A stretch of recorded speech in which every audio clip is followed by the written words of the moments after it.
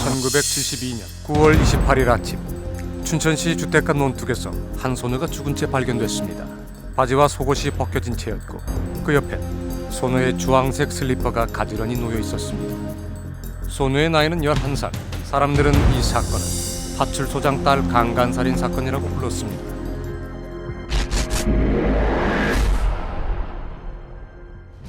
어린아이를 강간하고 죽인 이 충격적인 사건은 당시 전국 4대 강력 사건 중 하나로 이목이 집중됐고 곧바로 대대적인 수사가 시작됐습니다. 그때 당시 이 동네가 약간 주저앉았거든요.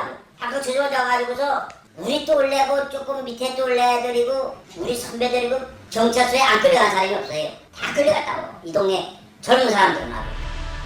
그리고 사건 발생 13일째 되던 날 경찰은 드디어 범인을 체포합니다. 범인은 놀랍게도 38살의 동네 만화가게 주인 정 씨. 1심과 2심을 거쳐 대법원에서 무기형을 선고받은 그는 사람들의 기억 속에서 그렇게 잊혀지는 듯 했습니다. 우리가 그를 처음 만난 것은 7년 전. 뭐입니다. 교도소 수감 15년 만에 모범수로 석방돼 시골의 작은 교회에서 목회를 하고 있던 그의 첫 마디는 나는 떠들어다 죄가 없다. 나는 결백하다. 누가 뭐라 그래도 내 마음속엔 언제나 너는 죄 없다. 그리고 지난달 28일 파출소장 딸 강간살인 사건에 대해 다시 열린 재심 결과는 무죄. 36년 만에 드디어 누명을 받게 된 것입니다. 그런데 일주일 뒤 검찰은 뜻밖의 항소를 결정했습니다. 여전히 정원섭 씨가 72년 강간살인 사건의 범인이라는 것입니다. 정 씨는 왜 범인으로 몰렸던 것일까요? 경찰의 조사 결과 죽은 장량이 집을 나간 건 9월 27일 저녁 7시쯤이었습니다. 저녁밥을 먹은 장량은 아무 말 없이 혼자 집을 나갔는데 다음날 아침 처참한 죽음으로 발견됐던 것입니다. 그런데 그날 장량의 주머니에서 도장이 찍힌 종이 한 장이 나왔습니다. TV를 볼 수 있는 티켓이었습니다. 가정집에 TV가 흔치 않았던 70년대 만화책을 보면 TV를 볼 수 있는 티켓을 나눠주던 시절이었습니다. 동네에 있던 정 씨의 만화가게 역시 마찬가지였습니다. 경찰은 사건 당일 장량을 보았다는 목격자를 찾아냅니다. 죽은 장량과 같은 초등학교에 다니던 11살 한구는 마침 정 씨의 만화가게 앞에서 서성거리고 있었습니다.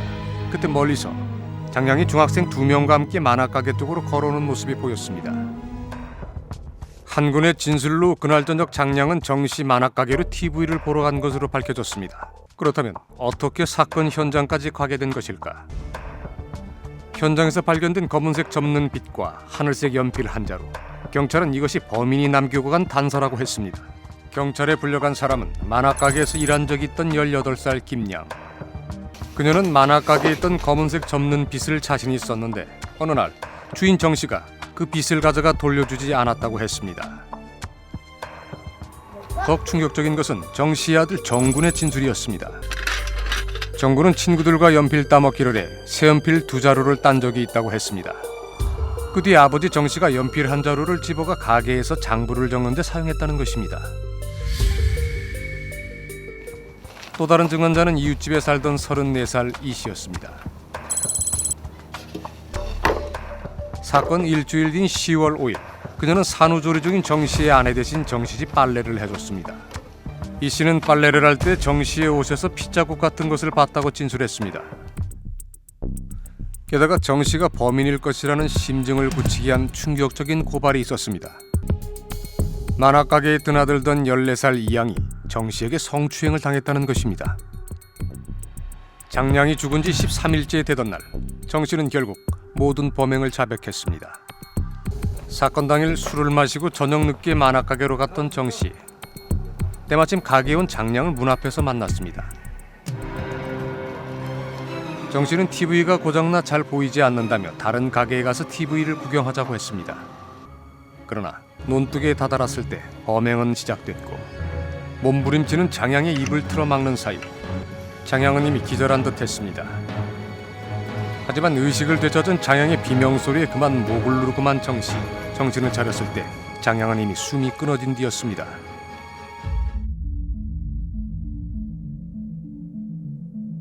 당시 경찰은 정 씨와 장량은 8시 10분에 가게 앞에서 만났다고 했는데 그리고 범행 장소에 다가가 기절한 장량을 강간한 뒤 목 졸라 살해했다고 했습니다. 경찰은 그때가 8시 50분이라고 했습니다. 사건 당일 정 씨는 만화가게에 가기 전 200m 거리에 있는 자신의 집에 있었다고 진술했습니다.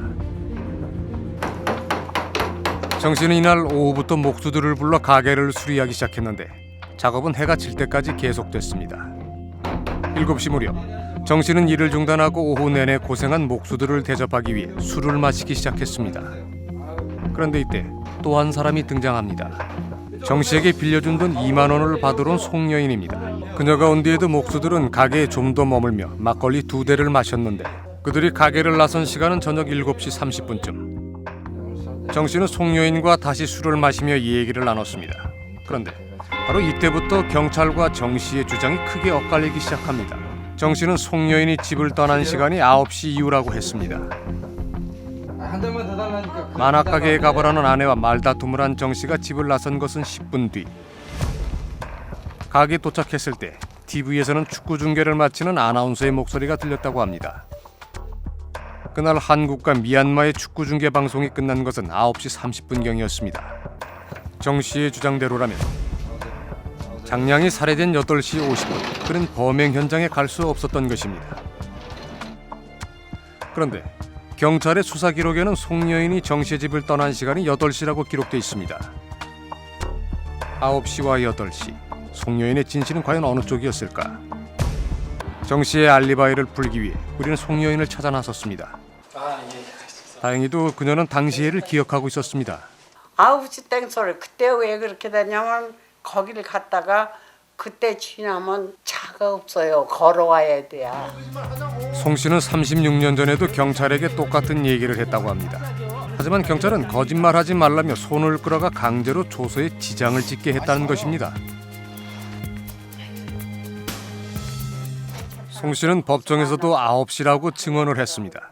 하지만 위증죄로 구속됐다고 합니다. 징역 6개월이었습니다. 그렇다면 경찰은 왜 송여인이 8시에 정 씨의 집을 떠났다고 추정했던 것일까?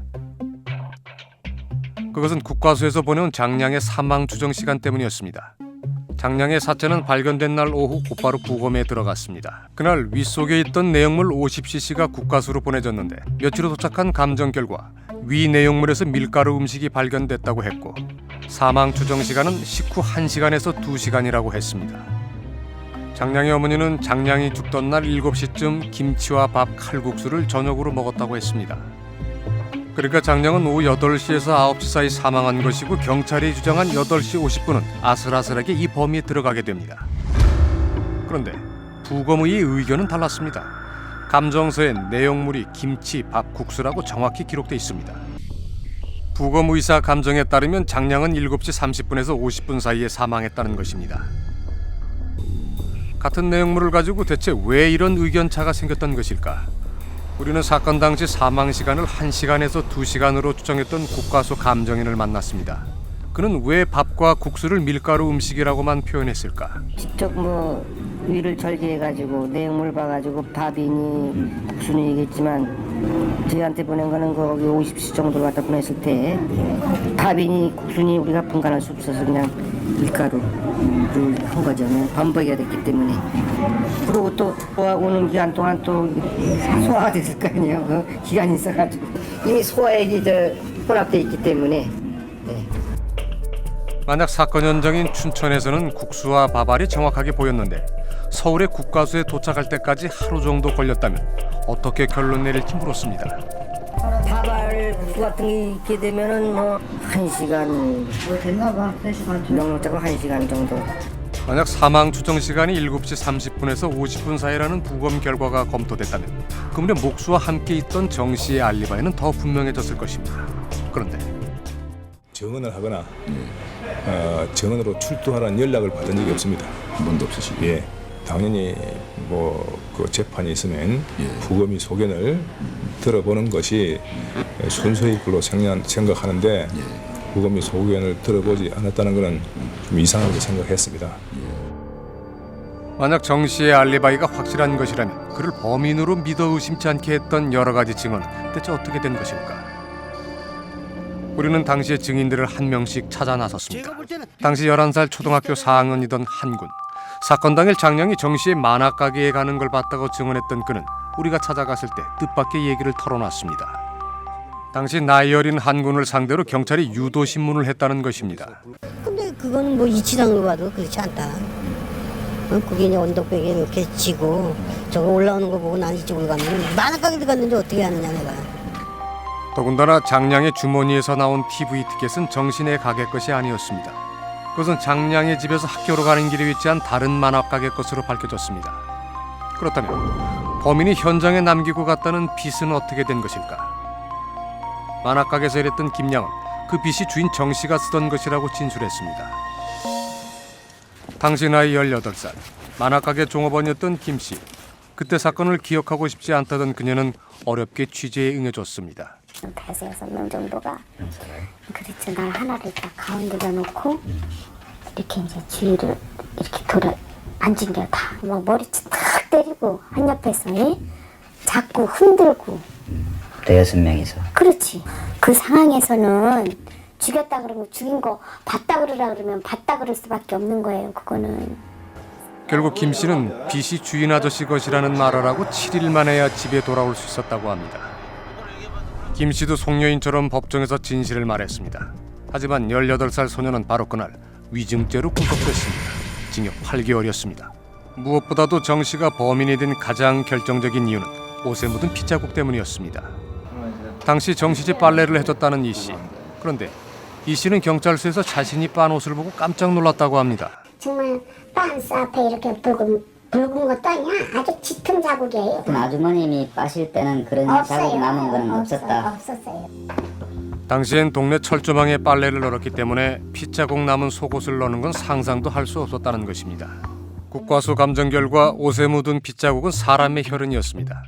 하지만 혈액형 검사는 불가능하다고 돼 있습니다. 마지막으로 우리는 꼭 만나야 할 사람이 있었습니다. 당시 정 씨에겐 지워지지 않는 낙인이 있었습니다. 14살 이 양이 자신도 정 씨에게 추행을 당했다며 고발을 했던 것입니다. 그런데 여관 같기도 하고 제가 거기를 같이 갔었죠. 형사 아저씨하고 얘기를 좀 하자고. 그래서 이렇게 그렇게만 하면은 집에를 빨리 보내준다 그래갖고 그냥 춥고 그러니까. 뭘 묻는지도 잘 모르셨어요. 그렇죠. 정 씨를 고소했던 이 양의 아버지는 고소장의 내용조차 정확히 몰랐다고 했습니다. 경찰관이 그때 밤에 우리 집에 와가지고 고소를 좀 해줬으면 좋겠다 그래요. 고소장 자기들이 쓴다고요. 지금 제 내용은 사실 어리석지 뭐요. 장량의 사체가 발견된 9월 28일 경찰이 작성한 현장 검증 조서. 그런데 이 조서에 첨부된 약도에는 아직 용의자로 떠오르지도 않았던 정원섭 씨의 만화가게가 피의자의 가게로 적혀 있습니다. 뿐만 아니라 현장에서 발견된 인물은 피해자의 것으로 감정됐다고 적었습니다. 그러나 인분에 대한 국과수 감정 결과는 보름 뒤에나 도착한 것으로 밝혀졌습니다. 그리고 이 이상한 현장 검증 기록의 마지막 장엔 현장에서 발견됐다는 연필 사진이 실려 있습니다. 지난 36년간 가장 큰 논란의 대상이던 유류물 사진 16번. 경찰은 현장에서 발견된 것이 15.8cm 길이의 하늘색 연필이라고 했습니다. 당시 현장을 친구했던 유 씨는 연필 모양을 어떻게 기억하고 있을까? 풀색이라고 이야기를 했던 게 노란 걸 기억한다. 잔디밭에 떨어지니 가을이니까 잔디가 노랗서 알아요. 잘 구분이 안 될 정도예요. 현장에서 발견된 연필을 직접 본 사람이 한 명 더 있습니다. 지금도 기억에 남는 거는 노란색이라고. 노란색 연필이 노란색인데 몽당 연필이라고 해요. 이 수수께끼를 풀어줄 사람은 정 씨의 아들 재호 씨일 것입니다. 그는 앞서 하늘색 연필이 자신의 것이라고 진술했습니다. 그런데 그는 놀라운 말을 했습니다. 맨 처음에 그 현장에서 나온 연필인가 봐요. 근데 쬐그만 연필 갖고 왔더라고. 뭐 이거 네 거 맞지 그러더라고. 그래서 아니라 그랬죠. 우선 갈색이나 노란 계통의 그런 거에 가까웠던 것 같아요. 그런데 며칠 뒤 학교 갔다 오니까 나를 싹 부르더라고요. 어떤 경찰이? 네, 와서 집 앞에 거기 문 앞에까지 와서 잠깐 뭐라 그러더라고요. 따라왔어요. 따라왔더니 야, 너 집에 와서 가방 좀 갖고 올래? 이러더라고요. 근데 내가 가방을 그대로 가져갔죠. 경찰은 필동에서 재호 씨의 하늘색 연필을 꺼내더니 그 자리에서 한번 깨물어 보라고 했습니다. 그리고는 그 하늘색 연필을 돌려주지 않았다는 것입니다. 그 학교를 한번 찾아왔어요 또. 예. 그래갖고 학교 찾아와서 내가 불러와갖고 이제 선생님이 뭐 어떤 선생님 우리 담임 선생님이 있었는지 뭐 잘 모르겠는데 네 거 맞냐고 이제 그래서 그거 맞잖아요. 다음 날인가 왔는데 타고 이제 그랬죠. 이렇게 해서 짧은 노란색 연필은 기다란 하늘색 연필로 바뀌었고 그때 겨우 9살이던 재호 씨는 자신도 모르는 사이 아버지를 범인으로 본 증언을 했던 것입니다. 연필과 빗에 대한 사진이 계속 논쟁이 있었는데 훨씬 이후에 찍은 사진으로 추정되는 사진을 붙여놓고 그 다음에 검증서 15일 정도 후에 도착한 검증서를 검증 내용을 여기다 다시 실어놓고 그래서 이 검증 조서는 당시 수사를 해나가면서 작성했다라기보다는 추후에 모든 걸 짜 맞춰서 검증 조서라는 형태를 만든 것이 아니냐. 진범이 아니라면 정 씨는 왜 자백을 했던 것일까? 용의자로 불려간 날부터 3일 동안 파출소 뒷방에서 무슨 일이 있었는지 정 씨는 자백에 이르게 된 과정을 일기 형식으로 기록해뒀습니다. 형사들이 옷을 갈아입었다. 위에는 군복 작업복이다. 양쪽 팔목을 뻣뻣한 타월 같은 것으로 감고 널쩍한 총끈 같은 것으로 양손을 묶는다. 묶은 팔을 무릎 밖으로 씌운다. 무릎 사이를 경찰 방망이로 꿰뚫어 씌운 팔이 벗겨지지 못한다. 양쪽 테이블에 방망이 끝을 걸친다. 이른바 비행기 타기. 정 씨의 일기에 적힌 그대로입니다. 힘든 게 머리가 거꾸로 된 상태에서 오래 시간을 끌면요 여기가 아파요. 여기가요. 여기서부터 여기까지 그냥 생으로 모가지를 빼는 것 같아요. 빠지는 것 같아요. 그리고 고통은 못 견디고 그래 내가 죽였다. 그것으로 구분 끝나는 거 아니에요. 저들이 그 조작한 증거에 부합하는 대답을 얻어야 구분이 끝나는 거예요. 그래야 풀어줘요. 고무신이라고 했다. 물을 부었다. 구두라고 했다. 또 물을 부었다. 누군가가 짤짤 소리 나고 끌고 다니는 것 있지 않아 하기에 나는 슬리퍼라고 했다. 색깔을 묻는다. 나는 밤이 돼서 모른다고 했다. 정 씨는 담당 검사에게 고문에 의한 허위 자백임을 호소한 적이 있었다고 합니다. 10사람의 범인을 놓지는 않았더라도 한 사람의 무고한 죄인을 만들 수는 없다. 그러니까 말해버리는 거예요. 그 당시 나로서는 이 소리는 하늘에서 들려오는 소리지 나를 구원하기 위해서. 그러나 막상 자백을 부인하자 검사의 태도가 달라졌다는 것입니다. 고문 때문에 내가 허위 자백을 한 겁니다. 얘기를 했어요. 그러니까 계장 바로 계장 너 믿고 살인범은 의뢰의 부인한대요. 의뢰의 부인하기 때문에 내가 너를 부인하도록 한번 만들어 본 것이다. 근데 내가 더 무슨 말을 해요. 경찰이 파출소장 딸 강간살인 사건의 범인을 검거했다고 발표한 것은 10월 9일.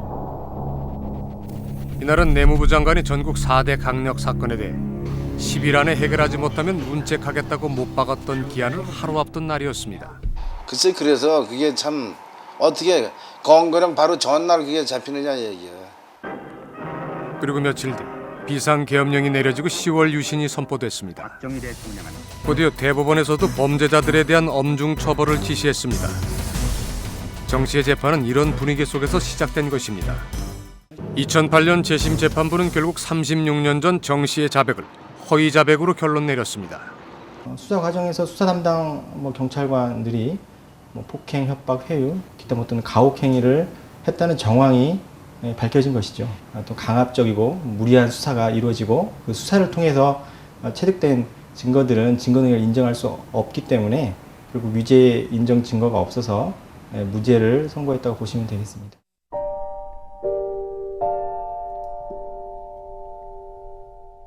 왜 나한테 이런 고통이 왔을까? 부모 없는 세상에서 살고 싶다.